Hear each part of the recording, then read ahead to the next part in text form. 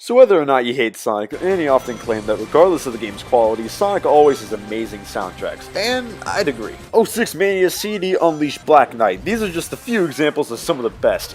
It's a streak of amazing soundtracks that is very rarely broken, but over time, Sonic's music, more specifically modern, has been different. Their feel has been off. Let me explain. So starting off with Adventure, right? Different stages had differing types of music, but being Modern's first appearance, it wasn't entirely off. It just worked better in some places than others. But Crush 40 gave us the main theme, Open Your Heart. Now, vocal themes. This is very important. There's a reason why in Generations and Lost World, people were disappointed to have the vocal themes gone. But when Forces came around, even if they didn't like Fist Bump, they were at least happy vocal themes were back. Vocals in modern Sonic have become synonymous, really. The bulk of the vocal themes and all the voice acting comes from modern games, excluding Sonic CD and Sonic R. Nearly every modern game, all the way up till Colors, had a vocal theme. More on that later. So, after Adventure, you had, fittingly, Adventure 2. Rouge and Knuckles had their own little archetypes with the sexy music and the rapping numbers, but the rest of the music embraced rock and electronic tunes with a little bit sprinkled in to make it unique. Sonic Heroes 2 years later followed this formula.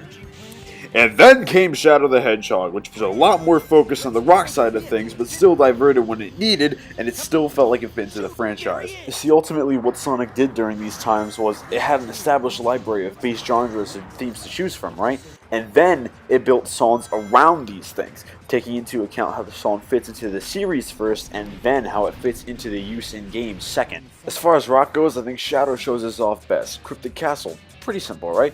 It sounds like a haunted fucking mansion, which it is, but it still fits into that Sonic Rock area, fitting with both the series and the stage.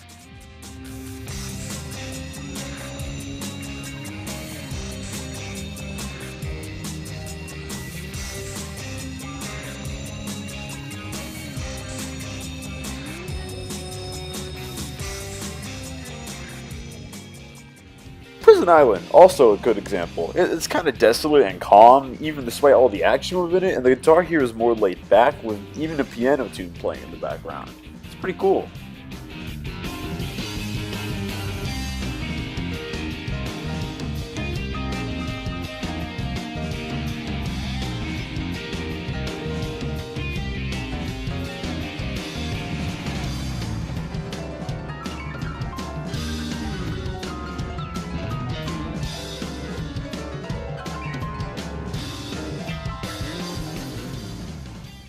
Now over these games, what they're essentially doing is establishing Sonic's musical style. In the next game, Sonic Next Gen, they all culminate together to create this ensemble of music tracks that never once seem out of place and help every moment and environment stand out in its own way.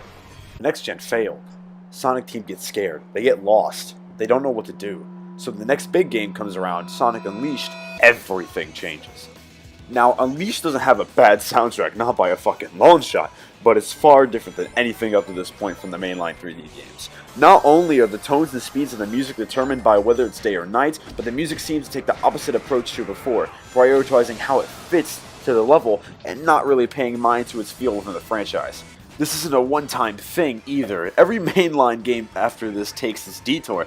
Colors does it, Gens does it despite literally being remixes, Lost World almost feels generic, and Forces, oh, we'll get to that soon enough. Surprisingly, the only game to really break this trend is a spin-off title, Sonic and the Black Knight. It mixes in orchestral fantasy aspects to the music fitting with the game's world, but stylizes it much more like music from Adventure the 06 was, but more so the latter half of that era than the former half. Not only that, but vocal themes are prominent throughout Black Knight, first sung by Crushed 40, the staple Sonic band, and the final performed by All Ends. But that song also had a Crushed 40 cover. This was essentially a Crushed 40 game, really. It not only perfectly fit the series as a whole, but it also sells you entirely on the theme of the individual game's world. It's easily the most well-crafted soundtrack in the Sonic series, hell, maybe even all of gaming. Everything just works perfectly together. Now, to put this into perspective, let me give you two groups of vocal themes, A and B. Here's Group A.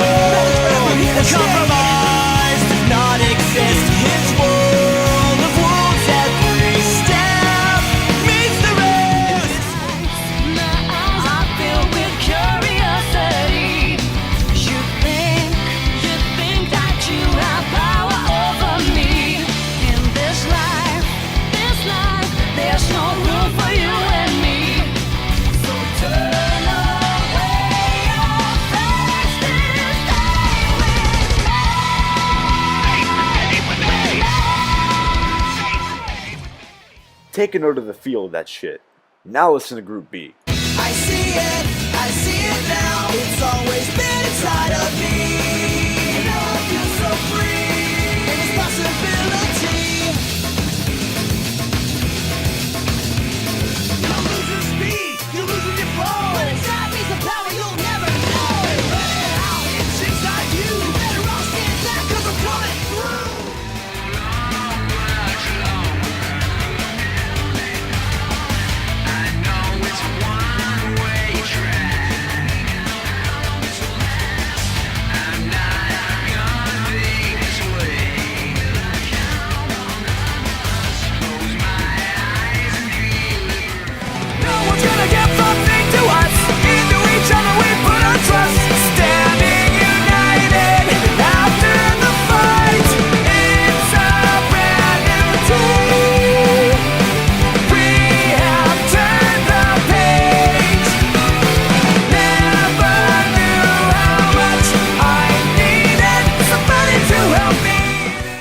I don't think I need to spell it out for you.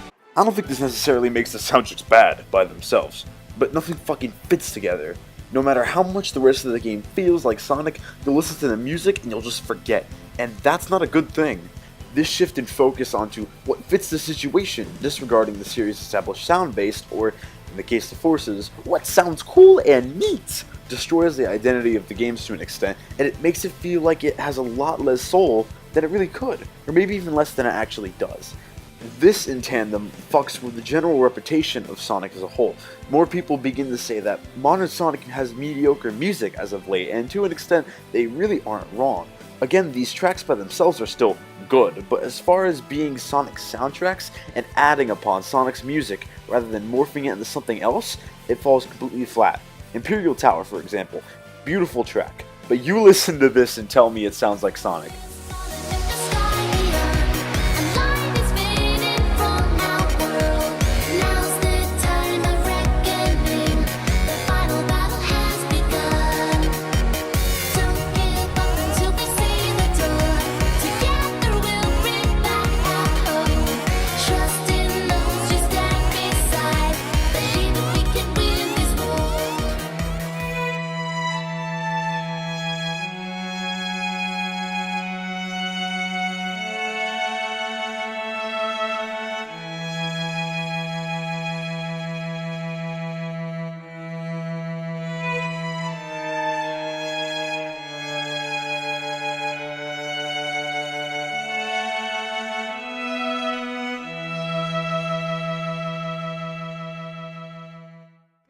Hopefully, Sega can realize this and go back to solidifying Sonic's sound library.